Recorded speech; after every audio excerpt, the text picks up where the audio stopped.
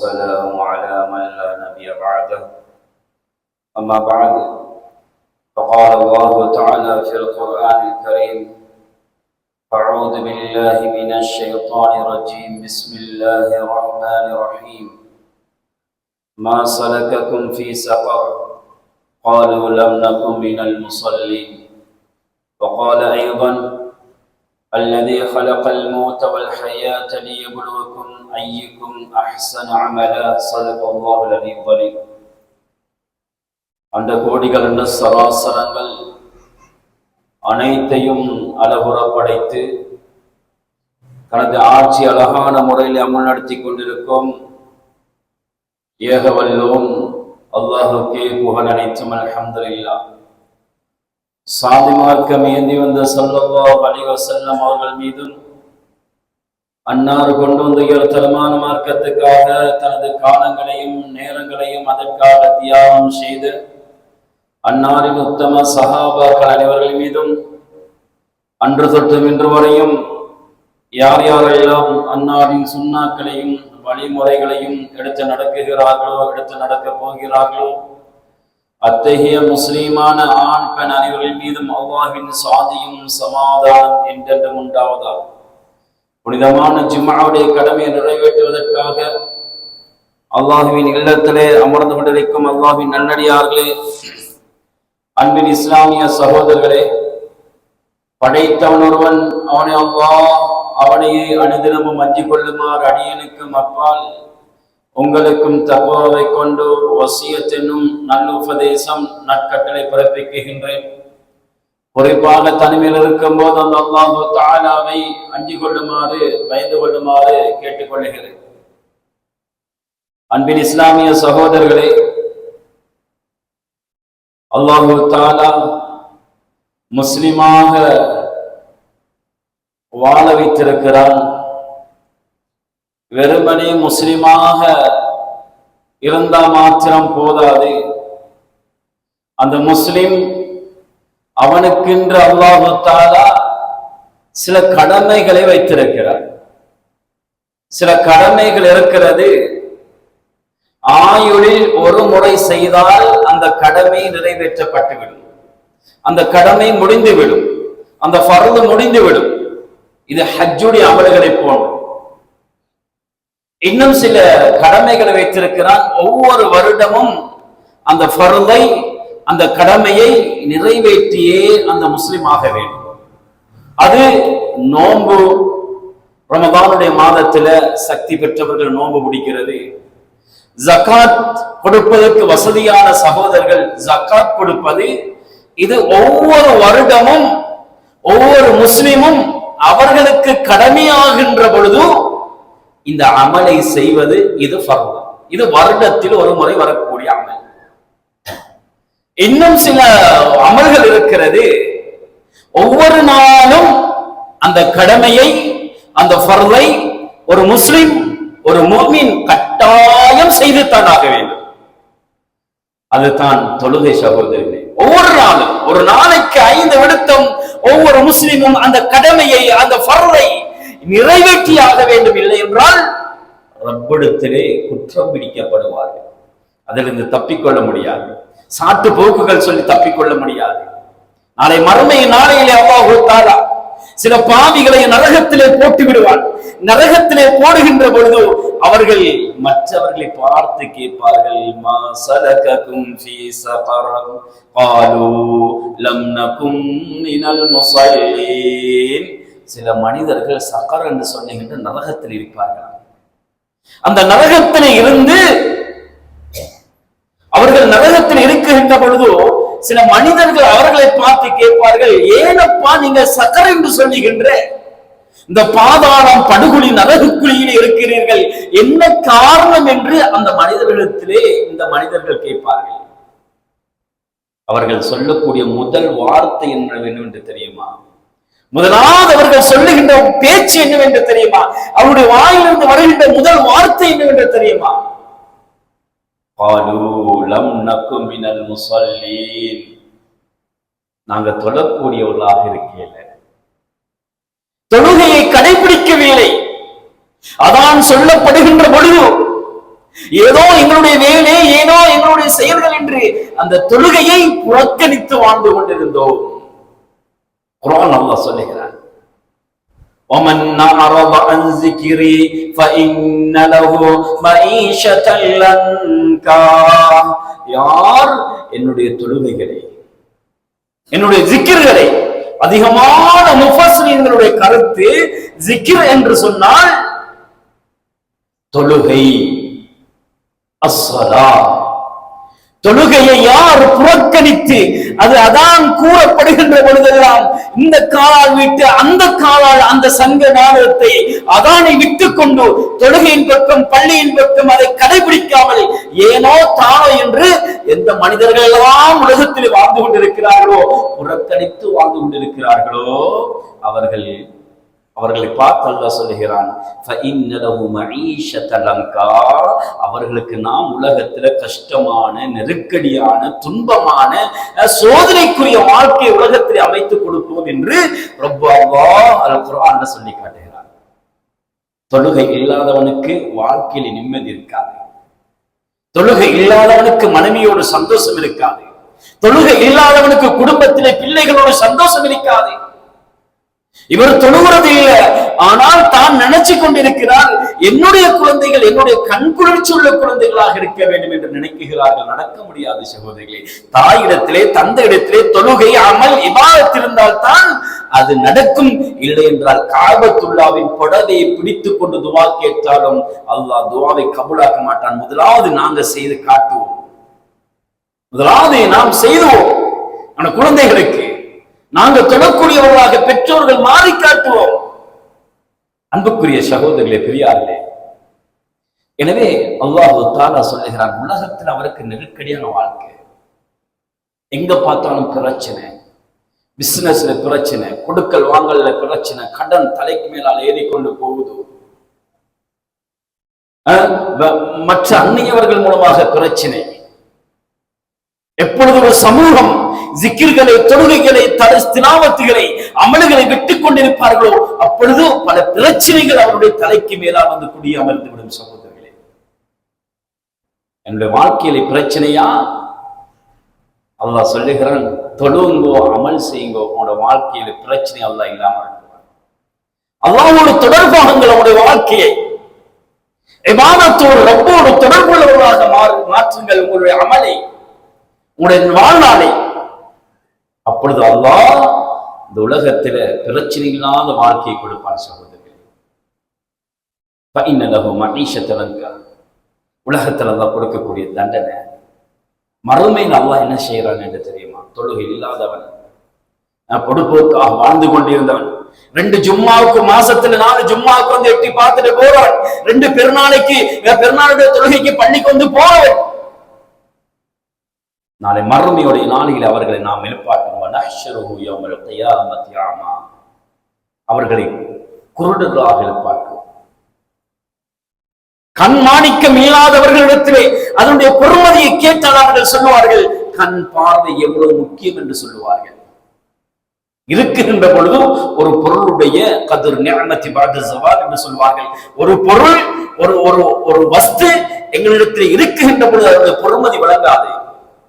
எப்பொழுது அந்த பொருள் எம்மை விட்டு செல்லுகிறதோ, எம்மை விட்டு இல்லாமல் போகிறதோ, அப்பொழுது அந்த பொருளுடைய மதிப்பு, அதனுடைய பிரயோஜனம், அதன் மூலமாக எடுத்த பிரயோஜனங்கள் எங்களுக்கு விளங்கும். சகோதரர்களே, உதாரணமாக ஒரு வாகனம் இருக்கிறது, வாகனம் இல்லாமல் போய்விட்டது, அல்லது தொலைந்து விட்டது, அல்லது விட்டு விட்டோம். அந்த வாகனம் இருக்கின்ற பொழுது பொறுமதி குறைவு விளங்குகிறது, இல்லாமல் போனது பொறுமதி அதிகமாக விளங்கும். இதே போன்று இந்த கண் மாணிக்கம் எங்களுடைய உடம்புல இருக்கின்ற அனைத்து உறுப்புகளும் இருக்கின்ற பொழுது அந்த பொறுமதி விளங்குவது இல்லை. எப்பொழுது எங்களை விட்டும் அது தூரமாக்கப்படுகிறதோ, எப்பொழுது எங்களை விட்டும் அது இல்லாமலாக்கப்படுகிறதோ, அப்பொழுதுதான் அந்த பிரயோஜனத்தை, அதனுடைய பொறுமதியை மனிதன் விளங்க ஆரம்பித்து விடுவார். அன்புக்குரிய சகோதரர்களே, பெரியார்கள், அல்லாஹ் எங்களுக்கு எவ்வளவு நியாமத்துகளை தந்திருக்கிறார். சுப்ஹானல்லாஹ், எவ்வளவு மாஷா அல்லாஹ் ஆரோக்கியத்தை தந்திருக்கிறார், எவ்வளவு உடல்ல வலிமையை தந்திருக்கிறார். இப்படிப்பட்ட மனிதர்கள் என் ரப்புக்கு நன்றி செலுத்தக்கூடியவர்களாக குறைந்து கொண்டிருக்கிறார்கள். ஏன் ரப்புக்கு நாங்கள் நன்றி செலுத்தக்கூடாது? கொஞ்சம் ஹாஸ்பிட்டலுக்கு போய் பாருங்க, வைத்தியசாலைக்கு போய் பாருங்க. எத்தனை சகோதரர்கள் மரண படுக்கையில் இருக்கிறார்கள்.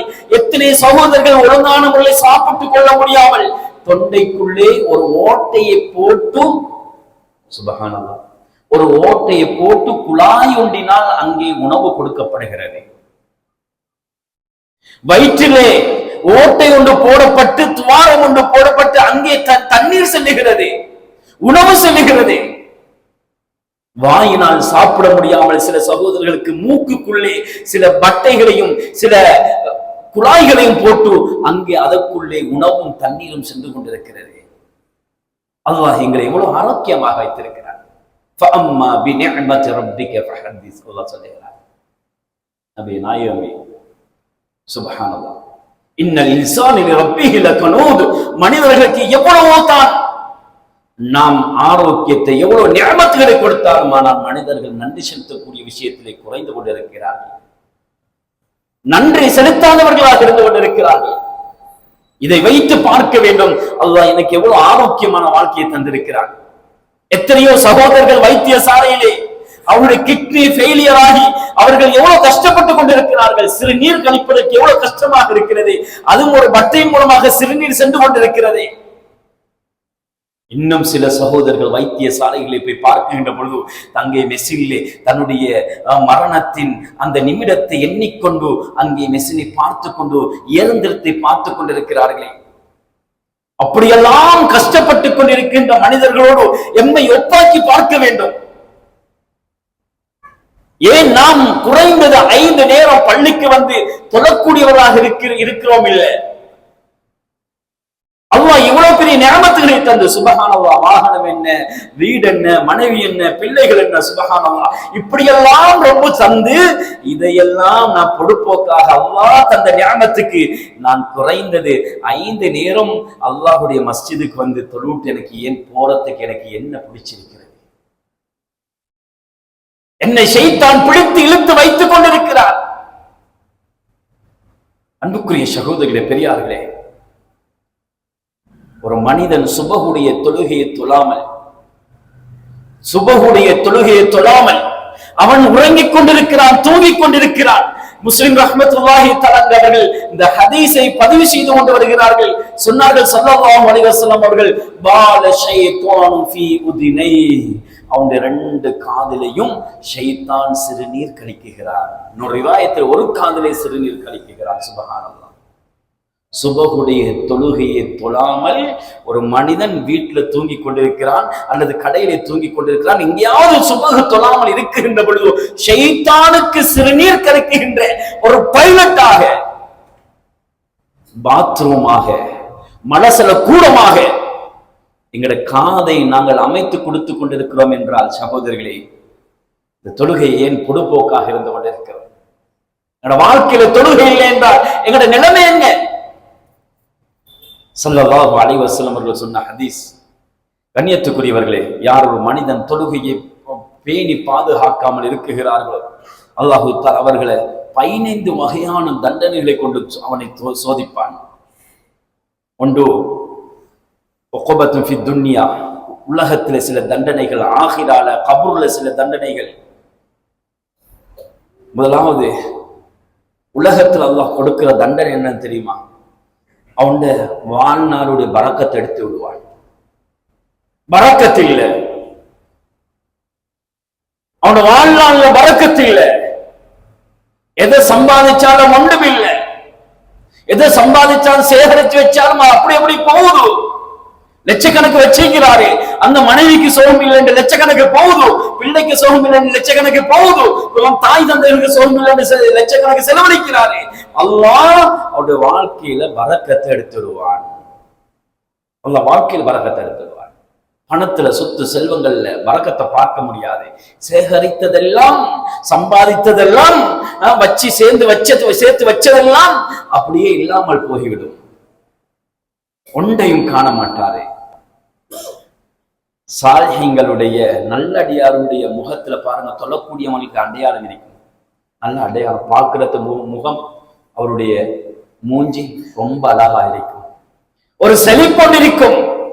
தொழுகைதாரிகளுடைய முகத்தை பார்க்குகின்ற பொழுதோ அவருடைய முகத்தில் ஒரு செழிப்பு இருக்கும். அந்த செழிப்பை, அந்த அழகை அல்லாஹ் கலட்டி எடுத்து விடுவார். பார்த்தாலை விளங்கும் தொழுகைதாரியா தொழுகைதாரி இல்லையா, அவர் தொழுகை பள்ளிக்கு வாராரா பள்ளிக்கு இல்லையா. சுப்ஹானல்லாஹ். அன்புக்குரிய சகோதரர்களே, பெரியார்களே, ஆனால் அடுத்த விஷயம், எவ்வளவு அமல் செஞ்சாலும் அவருடைய அமலுக்கு பிரயோஜனம் இல்லை, மதிப்பில்லை. அல்லாஹ்விடத்தில் மதிப்பில்லாமல் போகும்.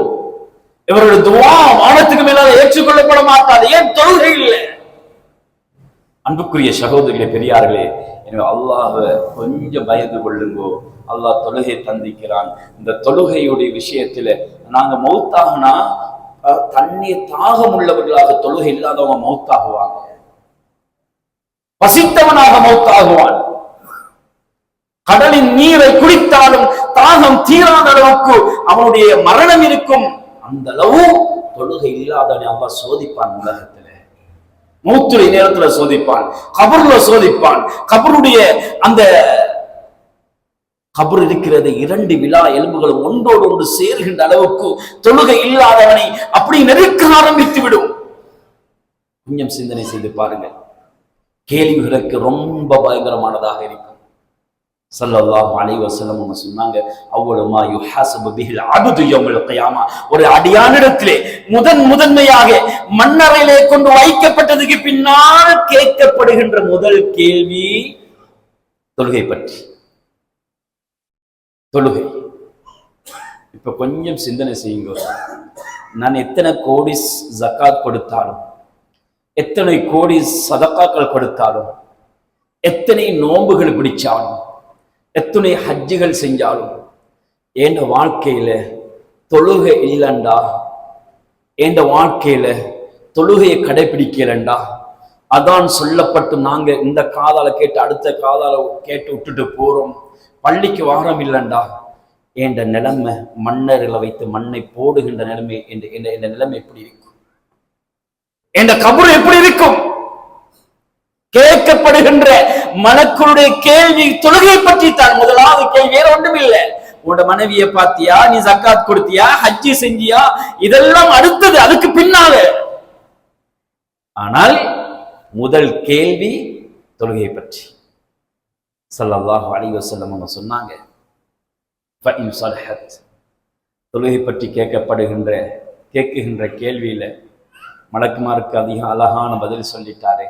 நான் பள்ளிக்கு வந்தேன் யா அல்லாஹ், அதான் சொல்லுகின்ற பொழுது மஸ்ஜிதுக்கு வந்து தொழுதேன் யா அல்லாஹ், அவ்வளவு தக்பீரில் நின்றேன், முதல் சஃப்ல நின்றேன், மலக்குமார்கள் சாட்சியாக இருக்கிறார்கள் யா அல்லாஹ், இப்படியெல்லாம் அதான் சொல்லப்படுகின்ற பொழுது நான் பிரயாணத்தில் இருந்தாலும் நான் தொழுகையை சேர்த்து கூட தொழுவிட்டு போனேன் யா அல்லாஹ், பிரயாணத்தில் இருந்தாலும் தொழுகை விடவில்லை யா அல்லாஹ், நோயில் இருந்தாலும் சுய அறிவிருக்கின்ற பொழுது கூட தொழுகை விட்டுவிடவில்லை யா அல்லாஹ்.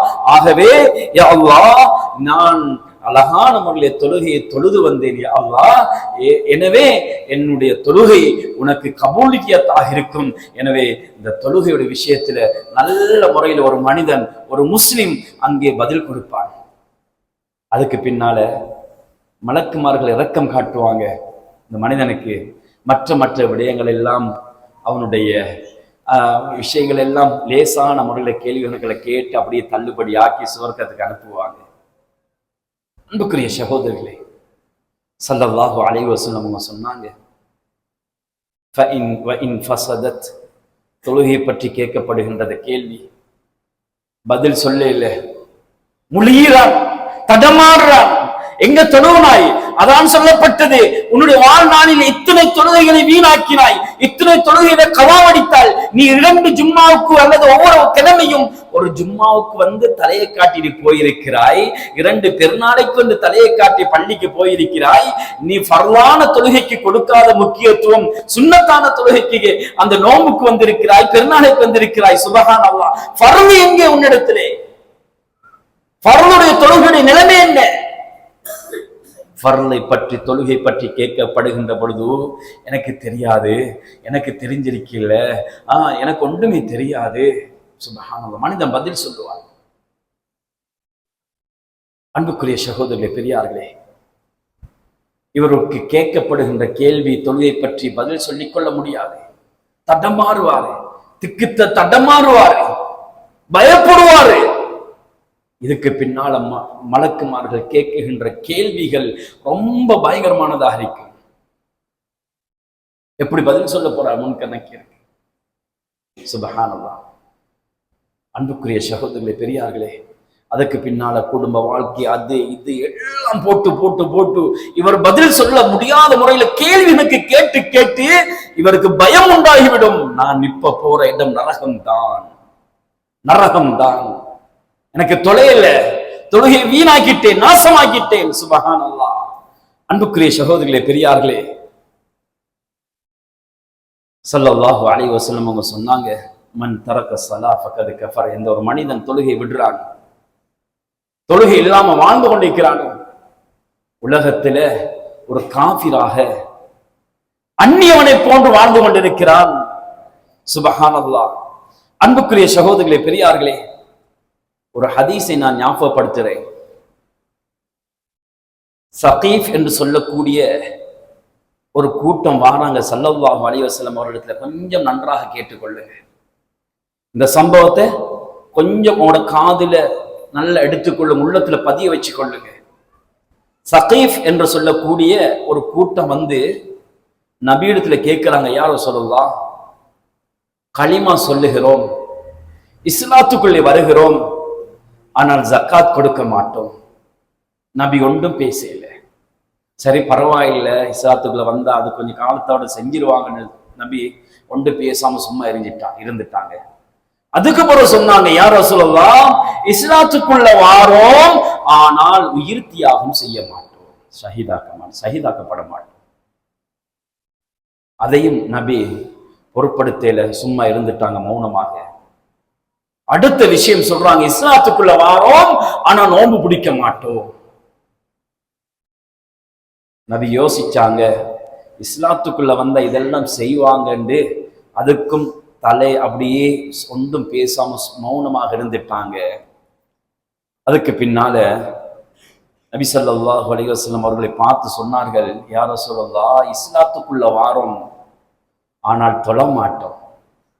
யா ரசூலுல்லாஹ், புனிதமான இஸ்லாத்துக்குள்ளே நாங்கள் நுழைந்து விடுகிறோம், ஆனால் தொழுகையை ஏறெடுத்தும் பறக்க மாட்டோம், தொழ மாட்டோம்.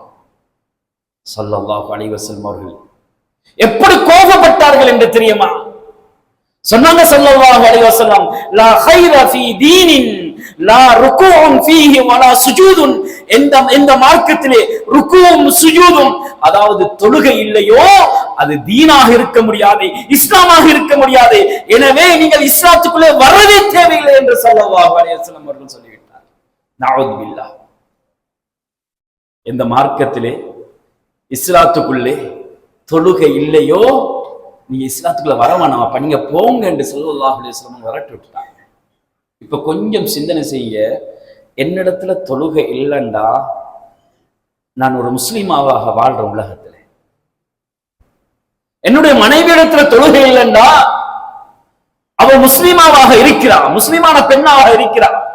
ஏண்ட பிள்ளைகளிடத்துல தொழுகை இல்லைண்டா ஒரு முஸ்லீமாவாக இருக்கிறா. சுபஹானல்லாஹ். அன்புக்குரிய சகோதரிகளே, பெரியார்களே, சின்ன சின்ன காரணங்களுக்காக தொழுகை விட்டுக்கொண்டே இருக்கிறோம்.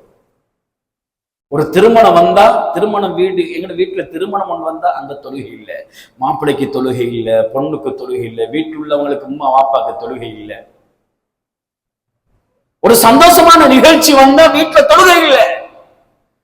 அன்புக்குரிய சகோதரிகளே, பெரியார்களே, அங்க பொண்ணை சோடிச்சு வச்சுக்கிறாங்க, மேக்கப் பண்ணி வச்சுக்கிறாங்க. 4 மணி 3 மணில இருந்து உட்கார்றா, 8 9 மணிக்கு எழும்புறா, அவருக்கு தொழுகை இல்லை.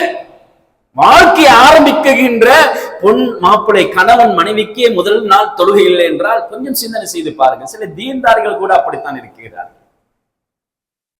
அன்புக்குரிய சகோதரிகளே, பெரியார்களே, எனவே தொழுகை என்பது ரொம்ப முக்கியமானது, ஒரு முக்கியமான அமல். எனவே இந்த தொழுகை விடாதவர்களாக நாங்கள் நல்ல முறையில் தொழக்கூடியவர்களாக இருக்க வேண்டும்.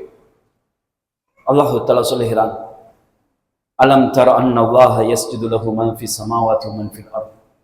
வானம் பூமியை பார்க்க வேண்டாமா? வானத்தில் இருக்கின்ற சூரியன், நட்சத்திரம், சந்திரன் அல்லாஹுக்கு சுஜூத் செய்கிறது. பூமியில் இருக்கின்ற மனிதர்கள், விலங்குகள் எல்லாம் அல்லாஹுக்கு சுஜூத் செய்கிறது. அல்லாஹ் சொல்லுகிறான். ஆனா மனிதர்கள் ஏன் இந்த அமலை, இந்த இபாதத்தை விட்டுக் கொண்டிருக்கிறார்கள்? சகோதரர்களே, அன்புக்குரியவர்களே, நபி ஸல்லல்லாஹு அலைஹி வஸல்லம் அவர்களுடைய அந்த சக்கராத்துடைய வருத்தத்துல கூட ஆயிஷா ரலியல்லாஹு தஆலா அன்ஹா கேட்கிறாங்க, மயக்கம் போட்டு விழுகிறாங்க. கேட்டாங்க, ஆயிஷா அஸல்லன்னாஸ், ஆயிஷா என்னுடைய தோழர்கள் தொழுது விட்டார்களே ஆயிஷா? இல்லை யா ரசூலல்லாஹ், ஹும் யன்ததிரூன், லா யா ரசூலல்லாஹ், இல்லை, உங்களை எதிர்பார்த்து கொண்டிருக்கிறாங்க. உது செய்யறாங்க, மயக்கம் போட்டு விழுகிறார்கள். இப்படியே 3 நிமிடம் நடக்கிறது சகோதரர்களே. அந்த நேரம் வந்தும், அந்த வருத்தம் வந்தும், சக்கராத்துடைய நிலைமை வந்தும் தெளிவாகின்ற பொழுது நபி தொழுகை விடுவதற்கு அனுமதி கொடுக்கவில்லை. நபி அங்கே முன்மாதிரியாக நபி ஸல்லல்லாஹு அலைஹி வஸல்லம் அவர்கள் காட்டினார்கள். உமர் ரலியல்லாஹு தஆலா அவர்களே, அபு லுஆ அல் மஜூசி என்று சொல்லக்கூடியவன் சுபஹ் தொழுகைக்காக வருகிறார்கள். அங்கே கத்தியால் வாளினால் 2 பக்கமும் கூறாக்கப்பட்ட ஒரு கத்தியால் குத்துகிறார்கள். தொப்புளுக்கு கீழால் குத்துகிறார்கள். அதிலிருந்து குடல் வெளியே வருகிறது. அது நஞ்சூட்டப்பட்ட கத்தி. அப்படியே மயக்கம் போட்டு விடுகிறார்கள். எழும்புகின்ற நேரமெல்லாம் நான் தொழுது விட்டேனா என்று கேட்கிறார்கள்.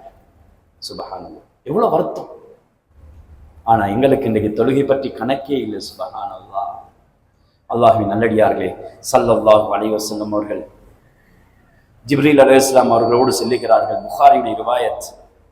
ஸம்ரா ரலியல்லாஹு தஆலா அன்ஹு அறிவிக்கிறாங்க, ஒரு கூட்டத்தை கடந்து செல்கிறார்கள். அதாபு செய்யப்படுகிற ஒரு மனிதன் மல்லாக்க படுக்க போட்டு இன்னொரு மனிதன் என்ன செய்கிறான்?